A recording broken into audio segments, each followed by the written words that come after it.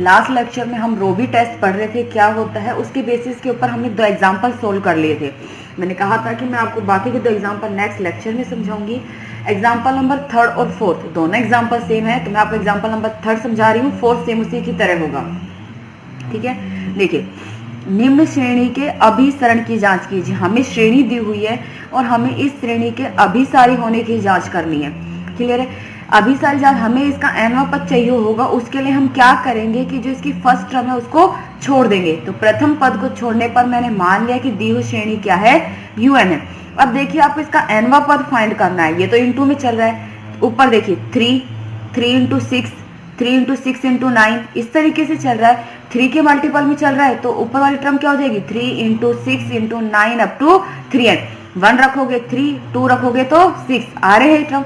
नीचे देखिए 7 into 10, 7 into 10 into 13। अब नीचे के टर्म को आप किस फॉर्म में बनाओगे आने पर में, तो मैंने कहा था कि जब आपके इस तरीके से आए तो आप उसी में ही वैल्यूज को ऐड और सब्ट्रैक्ट करके देखना।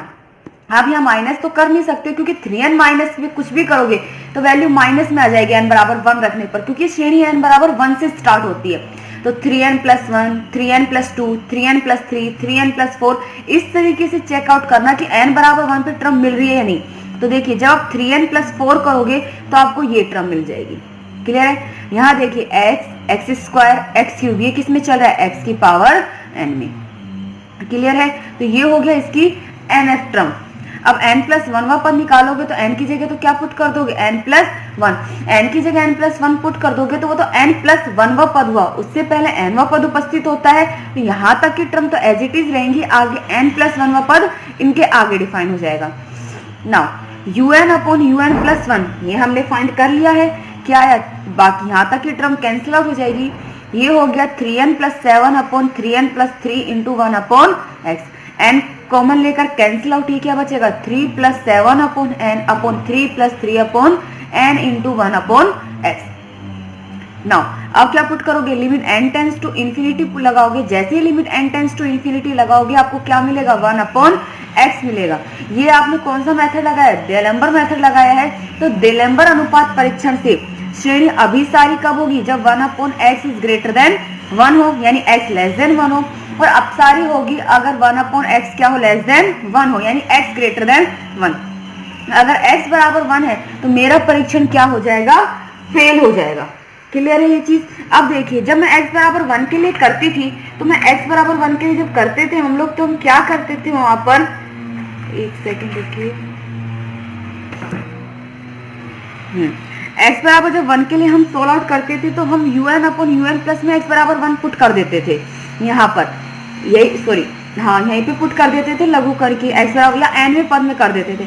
आप यहाँ पर अगर x बराबर 1 पुट करते हो तो ये श्रेणी बचेगी जिसका कोई सॉल्यूशन ही नहीं है, क्योंकि आपने ऐसा कोई मेथड ही नहीं पढ़ा है कि आप इसको सोल्व कर सको। आगे बात समझ में? तो अब x बराबर 1 के लिए क्या करोगे, रोबी परीक्षण लगाओगे, और वो कहाँ लगेगा, un अपॉन un प्लस 1। अब आप x बराबर 1 यहाँ पुट करोगे।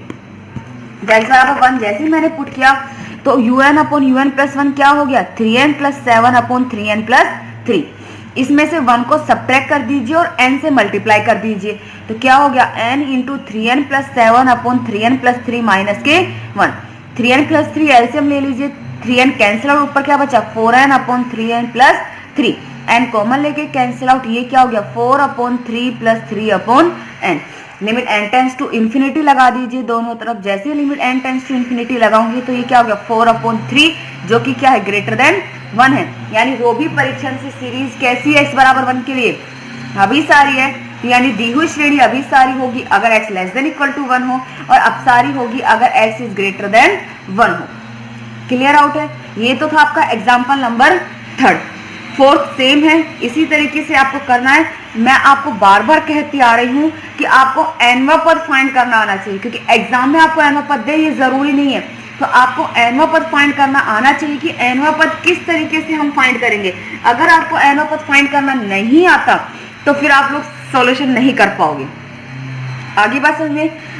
एग्जाम्पल नंबर 5 देखिए, क्या कह रहा है वो आपको कि प्रदर्शित कीजिए कि निम्न श्रेणी अभिसारी है जब x क्या है, लेस देन 1 है, और अपसारी है अगर x क्या है, ग्रेटर देन इक्वल टू 1 है। ठीक है, ये श्रेणी दे दी। मैंने मान लिया कि दी हुई श्रेणी क्या है, un है। अब देखिए जो श्रेणी स्टार्ट होती है वो कहां से होती है, n बराबर 1 से स्टार्ट होती है, लेकिन यहाँ x स्क्वायर है, n बराबर 1 के लिए अगर मैं करती हूँ तो क्या आएगा x log 1, और log 1 की वैल्यू क्या होती है 0 होती है, इसलिए ये log 2 से स्टार्ट है। तो इसका मतलब ये नहीं कि आप x की पावर n और log n कर दो, क्योंकि n बराबर 1 से श्रेणी स्टार्ट होती है और यहाँ पे प्रथम पद उपस्थित नहीं है क्योंकि वो 0 हो चुका है। तो यहाँ पर क्या होगा n+1 होगा। जब n बराबर, तो इसका nवां पद होगा x की पावर n+1 log n+1 की होल पावर q, क्योंकि जब आप n की जगह 1 पुट करोगे तो x स्क्वायर log 2, 2 पुट करोगे तो x cube log 3। Clear out ना। अब un+1 हम फाइंड करेंगे तो वो क्या हो गया, n की जगह n+1 पुट कर दीजिए तो वो हो गया x की पावर n+2 log n+2 की whole power q। Clear out ना।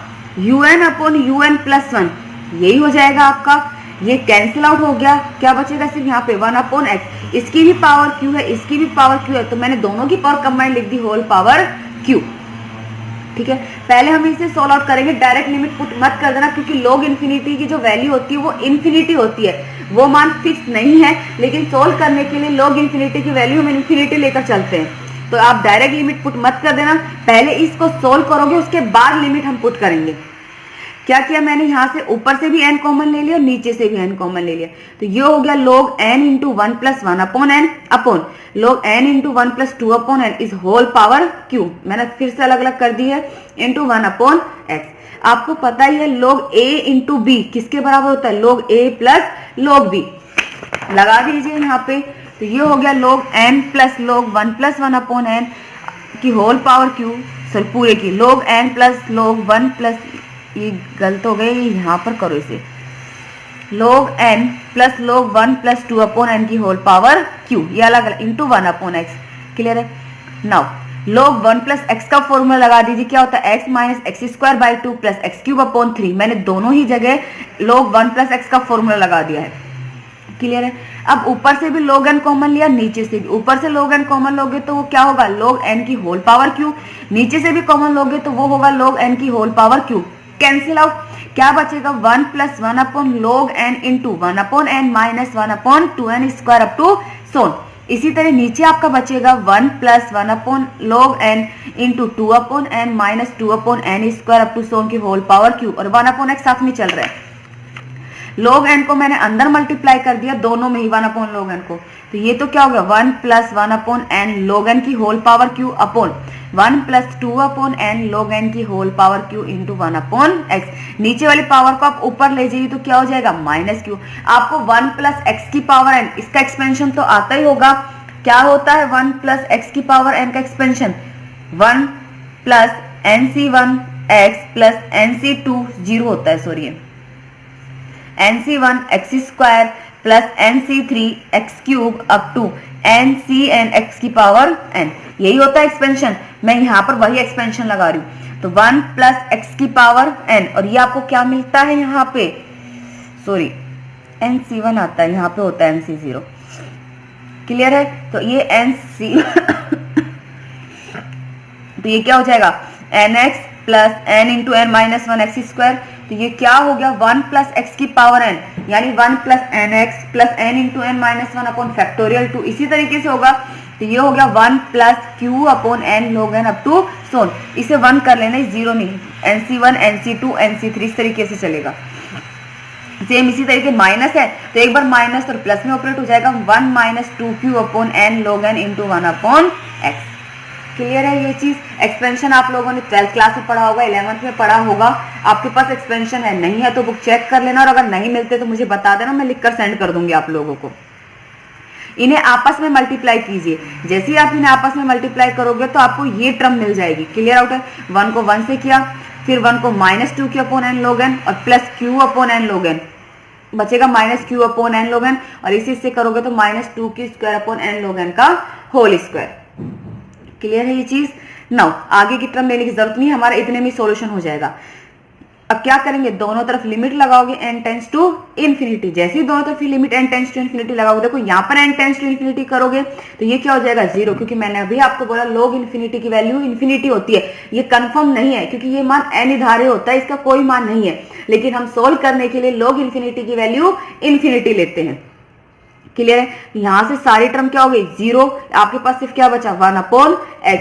अभी कौन सा मेथड चल रहा था, डेलेम्बर्ट मेथड चल रहा था। तो डेलेम्बर्ट अनुपात परीक्षण से सीरीज अभी सारी होगी अगर 1/x इज ग्रेटर देन 1, यानी x लेस देन 1 है। अब सारी होगी अगर 1/x इज लेस देन 1, यानी x इज ग्रेटर देन 1। और अगर x बराबर 1 होता है तो परीक्षण क्या हो जाएगा, फेल होगा। अब आपको x बराबर 1 पुट करना है। याद रखना x बराबर 1 कहां पुट करोगे, अब यहां पुट करोगे x बराबर 1। आगे बात समझ में, x बराबर 1 यहां पुट कर दीजिए तो ये आपकी इक्वेशन क्या हो जाएगी, un/un + 1 is equal to 1 - q/n log n minus 2q² log n का whole square plus up to so on. देखिए अब रो भी परीक्षण लगाओगे तो इनमें से क्या करोगे, 1 को सब्ट्रैक्ट करोगे दोनों तरफ और कंप्लीट को n से मल्टीप्लाई कर दोगे। तो n इंटू un/un + 1 माइनस 1 क्या हो गया, n, ये वैल्यूज होगी -1, 1 से 1 कैंसिल आउट और नीचे से 1 से 1 कैंसिल आउट और नीचे से एक n जब कॉमन लोगे तो वो भी क्या हो जाएगा, n से कैंसिल आउट हो जाएगा। देखिए 1 से 1 कैंसिल आउट हो गया, आपकी ये टर्म बचेगी। क्लियर है? अब यहाँ नीचे से भी n कॉमन ले लीजिए, नीचे से जैसे n कॉमन लोगे ये n कैंसिल आउट, क्या बचेगा, -q/log n minus 2q² log n का whole square. Now limit n tends to infinity लगाइए, जैसे limit n tends to infinity आप लगाओगे तो ये इन्फिनिटी बन रहा है नीचे, कंप्लीट टर्म क्या हो गई, 0, और 0 क्या होता है, 1 से छोटा होता है। यानी रोबी परीक्षण से दी हुई श्रेणी x इज इक्वल टू 1 पर कैसी है, अपसारी है। तो दी हुई श्रेणी अभी सारी होगी अगर x लेस देन 1 हो और अपसारी होगी अगर x is greater than equal to 1 हो। आगे मैं समझ सकती हूँ कि आप लोगों को ये चीजें बहुत कम समझ में आ रही होंगी क्योंकि एक ऑनलाइन का इफेक्ट पड़ता है, आपने इससे पहले ऑनलाइन पढ़ा नहीं है, ठीक है। लेकिन मैं फिर भी आप लोगों से एक ही चीज ये कहूंगी कि जो भी वीडियो मैं आपको भेज रही हूँ उस वीडियो को ध्यान से पढ़कर और उन क्वेश्चन को सोल्व करने की कोशिश कीजिए, क्योंकि आप मैथ के स्टूडेंट हैं। मैथ एक बार नहीं होती क्वेश्चन सोल्व, 2 बार नहीं होता, 3 बार नहीं होगा, लेकिन एटलीस्ट चौथी बार में तो क्वेश्चन आपका सोल्व जरूर होगा और आपको समझ में आएगा। अगर आप समझने की कोशिश नहीं करोगे, उसे करने की कोशिश नहीं करोगे तो आपको कुछ समझ में नहीं आएगा। मैथ के स्टूडेंट हो और आपको ये अच्छे से पता होना चाहिए कि मैथ को हम जितनी बार करते हैं तभी हमें मैथ आती है, ये नहीं, क्योंकि ये एक ऐसा ही सब्जेक्ट है जो खुद माइंड के ऊपर डिपेंड करता है। आप हर चीज को रट सकते हो, इसे नहीं रट सकते। यहाँ चीजें समझी जाती है, एक बार गलत होगा, 2 बार गलत होगा, लेकिन एटलीस्ट तीसरी या चौथी बार में तो आपको क्वेश्चन सही मिलेगा तो जरूर, ठीक है।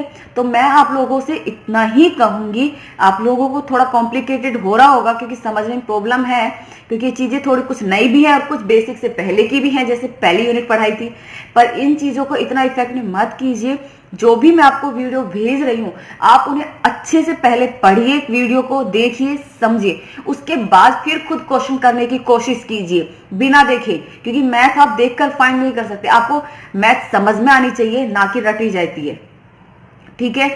और अगर फिर आप लोगों को कुछ समझ में नहीं आता है, किसी भी चीज में कोई भी डाउट है, ये मैं आपको हर लेक्चर में ये लास्ट में ये बात कहती हूँ कि अगर कुछ समझ में नहीं आ रहा है, कहीं पर भी आप लोगों का कोई भी डाउट है तो आप लोग मुझे बता दीजिए, मैं आप लोगों को फिर से समझा दूंगी वो चीजें, ठीक है। आप 2 बार पूछोगे, 3 बार पूछोगे, वो मेरा काम है कि मुझे आप लोगों को समझाना है, लेकिन वो इसी शर्त पे होगा पहले आप लोग उसे खुद पढ़ोगे। ये नहीं कि आप लोग हाँ मैम दूसरी बार समझाओ, तीसरी बार समझाओ, पहले मैं भी क्वेश्चन पुट अप करूंगी। इसीलिए आप लोगों को पहले ये चीजें खुद पढ़कर समझने की कोशिश करोगे। अगर समझ में नहीं आता है तो आप लोग मुझे कहिए, मैं आप लोगों को फिर से समझाऊंगी, ठीक है। एग्जाम्पल मैंने कर दिए हैं, आप इस मेथड को पढ़ोगे, पिछला भूलना नहीं है। पहले एग्जाम्पल सोल्व करोगे जो मैंने पढ़ाया पहले उस तरीके से, फिर बिना देखे खुद सोल्व करोगे। उसके बाद एक्सरसाइज के क्वेश्चन सोल्व करोगे। पीडीएफ मैं आप लोगों को खुद सेंड कर दूंगी, ठीक है। कल पीडीएफ सेंड करूंगी, आप लोगों को 1 दिन का एक्स्ट्रा टाइम दूंगी क्योंकि पीडीएफ सेंड करूंगी, क्वेश्चन ज्यादा होते हैं, 1 दिन में आप नहीं कर पाओगे।